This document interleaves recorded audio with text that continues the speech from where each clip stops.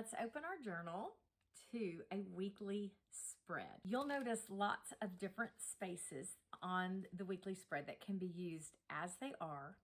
But during our time together, I'm also going to share tips and inspiration from fellow Silk and Sonder users for repurposing some of these areas so that you can make this journal work for you and the things that are coming up in your life. Let's start our weekly setup by choosing a word or words that we plan to embrace this week. We're going to write those words in the section that says, "This week I want to feel." I've created a word cloud for a little inspiration if you're feeling stuck. Now that we've determined how we want to feel, we can proceed with looking at our weekly goals, our 3 weekly goals.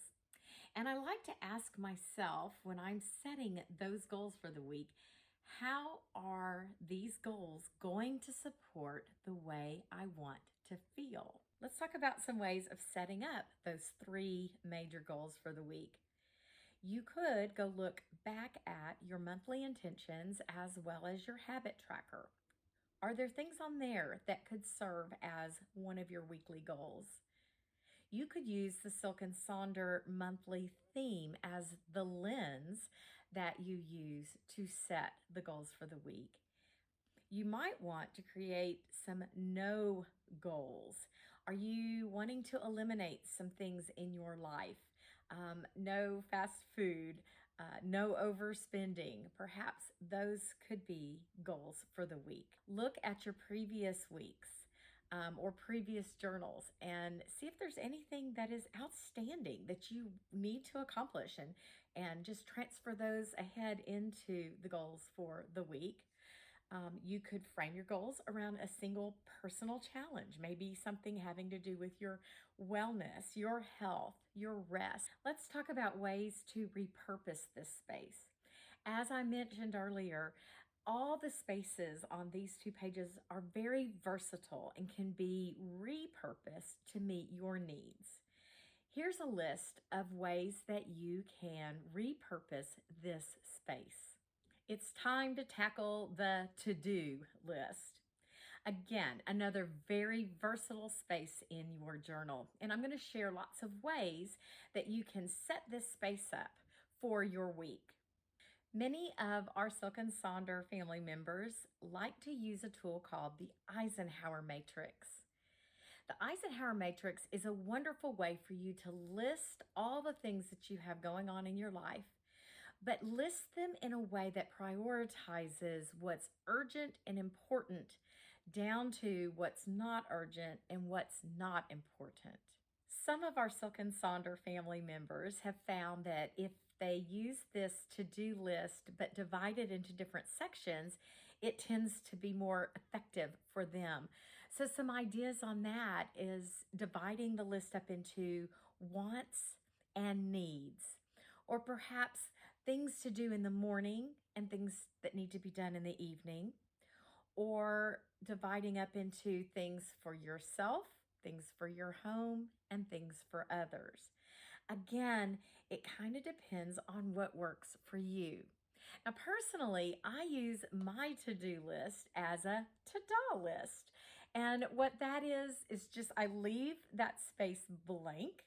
And then as I accomplish things that are not on the to-do list for the week, I add them to my to-do list. Small mini bingo board filled with the things that you need to do through the week. There's a lot of satisfaction and positive feedback when you get to block in those squares. And finally, perhaps this week you choose to make it a to-don't list. The things that you want to subtract from your life that will bring fullness as you start focusing on the things that are very important to your well-being. Now let's take a look at your weekly habit and activity tracker. It's located at the bottom of the first page of our weekly spread. Lots of folks will say, now what's the difference between this tracker and the monthly tracker? The monthly habit tracker I like to use for the things that I plan to do every single day of the month. But this weekly tracker can be adapted to fit the needs you have of any given week. So, as you notice, there are 5 things that you can list. A big tip here: don't feel like you have to fill every line out. Perhaps you have a crazy week and you only want to track a couple of things. You need to be sure that you're making this journal work for you. So, tracking 2 things is perfectly acceptable. Also, you'll notice that there is a place here for goals, for setting a certain number of times that you do an activity or a habit. Again, that is completely optional. You don't have to select a certain number. Perhaps you're just going to track when you actually do the thing that is on the list. So let's take a few moments to fill out our weekly habit and activity tracker. If you are feeling a little stumped, I have a list to offer some inspiration. Good job filling out your habit and activity tracker for the week. It's going to be a great week. Let's now go over to our second page of our weekly spread, and we're going to take a look at our meal plan, which is this section right here. So this space is great for repurposing if you choose to use it for something other than your meal plan. And I have a lot of suggestions for you, so let's take a look at some of them. This is a great space for daily journal prompts and responses. Perhaps you'll use this space to dig into the 7 types of rest, one for each day, focusing on a self-care plan, or you could use this space as a daily reflection at the end of the day. Use it for our affirmations from Sonder Club. It's a great spot to put your chore list for the week, or perhaps you'll use it for appointments. It could also be used as a wardrobe tracker or a packing list. And other folks have used it as a place for a symptom tracker so that all the things that you are trying to gather together for a healthcare provider can be put into that one space.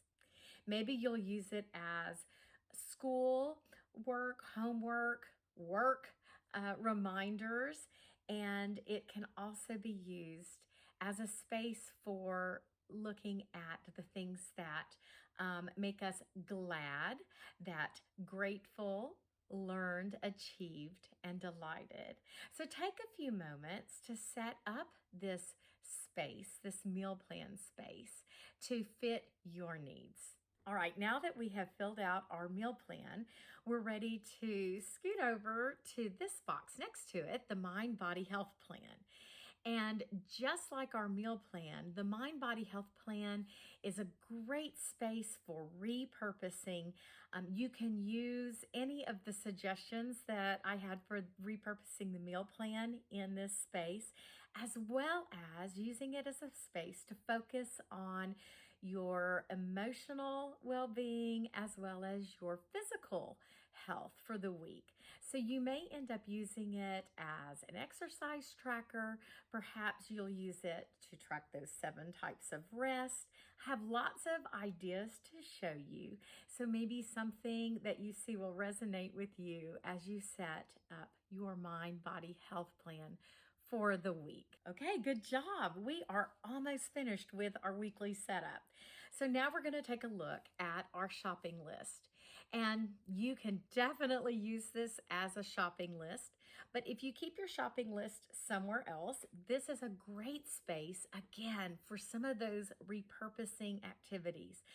I like to use mine as a weekly bingo, and I'll put in some of the chores that need to be done, as well as some fun treats for myself that I'll just mark off throughout the week. But any of those other ideas for repurposing can be applied to this area, as well as adding things like maybe you're going to track your steps. Maybe it will be a weekly playlist. Maybe you'll track your bills to be paid. Perhaps there'll be a quote that goes here. there's a number of ways to repurpose this shopping list. So I'll give you a minute to fill that out and I'll come right back and check in on you. Great job. And we are to the last box on our weekly spread, and that is the I am loving box. So ask yourself at this very moment, what are you loving? Did you discover something new? Are you loving that you got a really good night's rest? Is there a new show that you've discovered? Take a moment and reflect on what you are loving. Congratulations, you're done. You've set yourself up for a fabulous week. Thank you so much for joining me. Be sure to download the app to join Sonder Club if you're not already a member. You'll find so much support and love in this community. And I wish you a great week. Until next time.